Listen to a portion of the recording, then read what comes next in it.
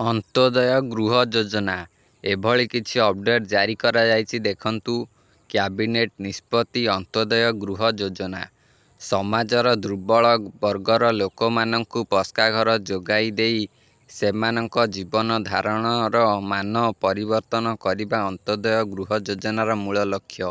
ପ୍ରାକୃତିକ ଅଥବା ମନୁଷ୍ୟକୃତ ବିପର୍ଯ୍ୟୟରେ କ୍ଷତିଗ୍ରସ୍ତ ପରିବାର, ବିଭିନ୍ନ ସରକାରୀ ପ୍ରକଳ୍ପ ହେତୁ ବିସ୍ଥାପିତ ହୋଇଥିବା ପରିବାର, ଭିନ୍ନକ୍ଷମ ବ୍ୟକ୍ତି, ମୁଖ୍ୟ ଉପାର୍ଜନକାରୀ ହୋଇଥିବା ପରିବାରର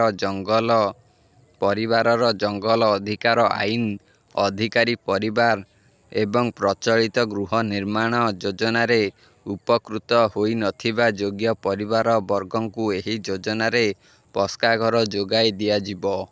ଏହି ଯୋଜନାର ହିତାଧିକାରୀ ଶୌଚାଳୟର ଅଞ୍ଚଳକୁ ହିସାବକୁ ନ ନେଇ 25 ବର୍ଗମିଟର ପରିଧି ବିଶିଷ୍ଟ ପକ୍କା ଘର ନିର୍ମାଣ ପାଇଁ 1,20,000 ଟଙ୍କା ଆର୍ଥିକ ସହାୟତା ରାଶି ପାଇପାରିବେ।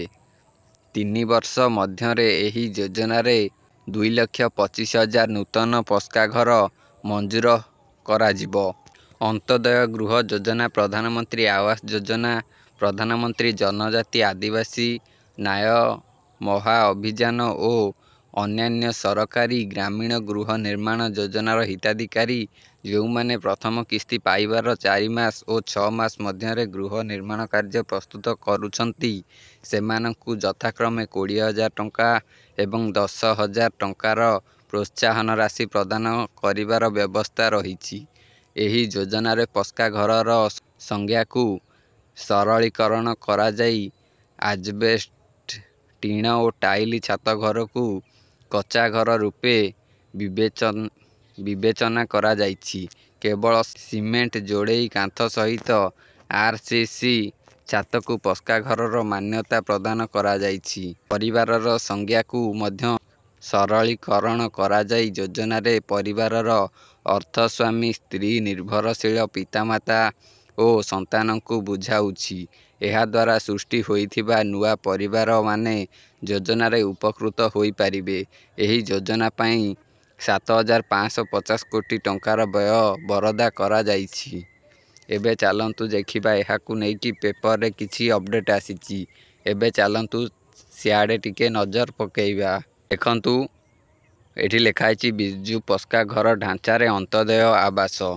ଦେଖନ୍ତୁ ଏଠି କ'ଣ ଲେଖାହେଇଛି। ପୂର୍ବରୁ ବିଜେଡି ସରକାରଙ୍କ ସମୟରେ ଗ୍ରାମାଞ୍ଚଳରେ ଗରିବ ଲୋକଙ୍କୁ ଯୋଗାଇ ଦିଆଯାଉଥିବା ବିଜୁ ପକ୍କା ଘର ଢାଞ୍ଚାରେ ରାଜ୍ୟ ସରକାର ଆରମ୍ଭ କରିଛନ୍ତି ଅନ୍ତୋଦୟ ଆବାସ ଯୋଜନା। ବିଜୁ ପକ୍କା ଘର ଯୋଜନାରେ ପ୍ରଦାନ କରାଯାଉଥିବା ଅନୁଦାନ ପ୍ରୋତ୍ସାହନ ରାଶିକୁ ସରକାର ଅପରିବର୍ତ୍ତିତ ରଖିଛନ୍ତି ଓ ନୂତନ ନାମରେ ଏହାକୁ ପ୍ରଚଳନ କରିବାକୁ ନିଷ୍ପତ୍ତି ନେଇଛନ୍ତି। ଆସନ୍ତା 3 ବର୍ଷରେ ରାଜ୍ୟର 2.25 ଲକ୍ଷ ହିତାଧିକାରୀଙ୍କୁ ଅନ୍ତୋଦୟ ଆବାସ ଯୋଗାଇ ଦେବା ନିମନ୍ତେ ରାଜ୍ୟ ସରକାର ଯୋଜନା କରିଛନ୍ତି। ମୁଖ୍ୟମନ୍ତ୍ରୀ ମୋହନ ମାଝୀଙ୍କ ଅଧ୍ୟକ୍ଷତାରେ ଶୁକ୍ରବାର ଅନୁଷ୍ଠିତ କ୍ୟାବିନେଟ୍ ବୈଠକରେ ଏକ ସଂକ୍ରାନ୍ତ ବ୍ୟବସ୍ଥାକୁ ଅନୁମୋଦନ ମିଳିଛି। ଏହା ବ୍ୟତୀତ ରାଜ୍ୟ ସରକାରୀ କର୍ମଚାରୀଙ୍କ ପାଇଁ ଏକୀକୃତ ପେନ୍ସନ ଯୋଜନା, ସବୁ ବ୍ଲକରେ ମିନି ଷ୍ଟାଡିୟମ ନିର୍ମାଣ ଆଦି ମୋଟ 11ଟି ପ୍ରସ୍ତାବକୁ ରାଜ୍ୟ କ୍ୟାବିନେଟ୍ ଅନୁମୋଦନ କରିଛି। ଯେଉଁ ବିଜୁ ପକ୍କା ଘର ଯୋଜନା ଥିଲା, ତାହାରି ନାମ ଚେଞ୍ଜ କରି ଏହାକୁ ଅନ୍ତୋଦୟ ଆବାସ ଯୋଜନା କୁହାଯାଉଛି। ସେଥିରେ ଯେଉଁଭଳି ମିଳୁଥିଲା ଏଥିରେ ଆପଣଙ୍କୁ ମଧ୍ୟ ସେହିଭଳି ମିଳିବ। 3 ବର୍ଷର ହିତାଧିକାରୀଙ୍କୁ 2.25 ଲକ୍ଷ ପକ୍କା ଘର ମିଳିବ। ଟିଣ ବା ଟାଇଲ ଘର ଥିଲେ ବି ମିଳିବ ପକ୍କା ଘର। 314 ବ୍ଲକରେ ନିର୍ମାଣ ହେବ ମିନି ଷ୍ଟାଡିୟମ। ଏହିଭଳି ପେପରରେ ଅପଡେଟ୍ ଆସିଛି। ଯଦି ଆପଣଙ୍କର ଘର ନାହିଁ, ତେବେ ଆପଣ ଏଥିପାଇଁ ଯୋଗ୍ୟ ଅଟନ୍ତି। ଆପଣ ଏଥିରେ ଆବେଦନ କରିପାରିବେ। ଏହାର ନିୟମ ଗୁଡ଼ିକ କ'ଣ ରହିଛି ମୁଁ ଆପଣଙ୍କୁ ନେକ୍ସଟ ଭିଡ଼ିଓରେ କହିବି।